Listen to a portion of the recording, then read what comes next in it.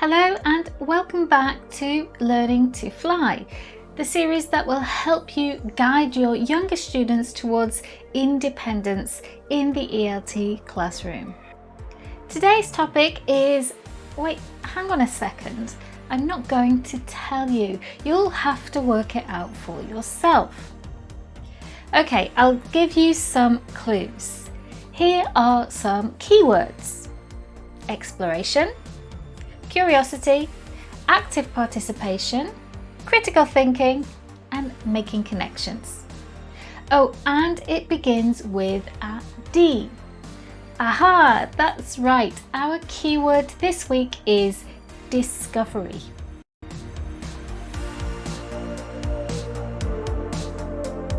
Discovery learning has a bit of a bad name in the ELT world. It's reminiscent of guided discovery, an inductive approach where students are given examples of a grammar point and where they have to work out the rules of using the structure. But that's not what I'm going to be talking about in this video. If you've been watching these videos, you'll probably be aware that I'm not a big fan of teaching grammar to young learners, and particularly not grammar rules. Primary learners don't have the cognitive ability to understand abstract concepts like grammar rules. This type of discovery can be used to get students to focus on form, and we can set up activities for upper primary and secondary where students act as language detectives. But that isn't the topic of this video. Discovery learning is an inquiry-based approach where learners learn by interacting with the world around them. They learn by observing and comparing what they see to their existing knowledge, enabling them to discover new information. In the young learner classroom, it's essential to connect the language students are learning to the real world. We can do this in many ways, including the use of hands-on activities like experiments, building, and crafts. If we take a discovery approach, we can do the following. We can allow learners to explore a topic by asking them a question. Then we can provide them with the language they might need in order to find answers to this question. We can also give learners opportunities to try things out. This could be by doing an experiment, testing a hypothesis, or maybe just by playing a game. We can also provide plenty of materials and resources for the children to explore and where they can look for new information. They can identify the words and the items that they know in English. And we can encourage the children to make connections between what they learn and what they already know. So, inquiry is a type of discovery learning. Let's look at an example. Let's compare two ways of setting up a lesson on the topic of mini beasts. In the first, the teacher presents the target vocabulary, so it could be animal body parts, using some flashcards. They drill the words with the students, they show the flashcards, they ask the students to repeat, etc. And then the students read a short text about mini beasts, and then they do an activity practicing the structure have got and body parts. And then finally they play a guessing game in pairs or in small groups or as a whole class.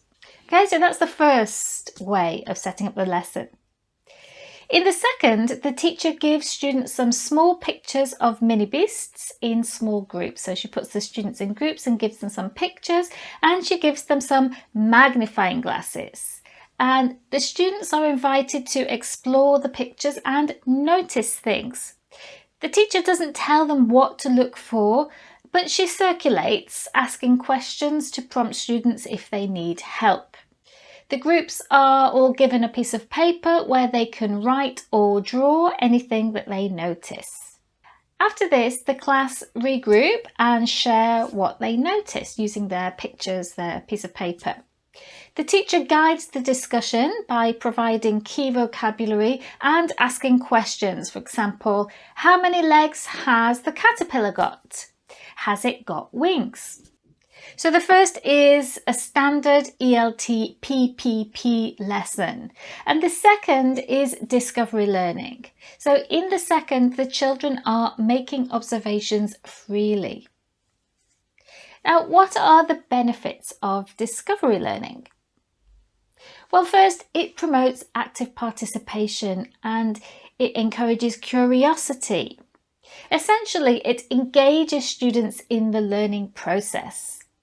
By allowing students to explore and make connections independently, it fosters critical and creative thinking skills, and it can boost confidence, particularly for those learners who struggle with more traditional ways of learning English.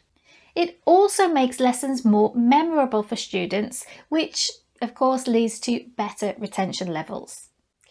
A simple discovery activity for young learners is a scavenger hunt. Give students a list of words related to your topic, or even better, create this list together as a class. Then have students work in pairs or in small groups to try to find real-life examples of each word within the classroom or within the school environment. Or maybe outside the classroom, this could be homework perhaps. Then you reconvene as a class to discuss their findings and reinforce vocabulary and language. You can also use this activity to develop critical thinking skills. So instead of giving students a list of words, you could give them descriptions. For example, with the mini beast topic, you could say, find something round, find something that has 6 legs, find something that has a shell, etc. You could also do an outdoor scavenger hunt and see how many mini beasts students can actually find. And that'll be another use for their magnifying glasses. Today's tip is to be flexible and have flexible learning objectives. Allow space for emergent language. You can still plan the language that you want students to learn, but try to predict any other language that might come up.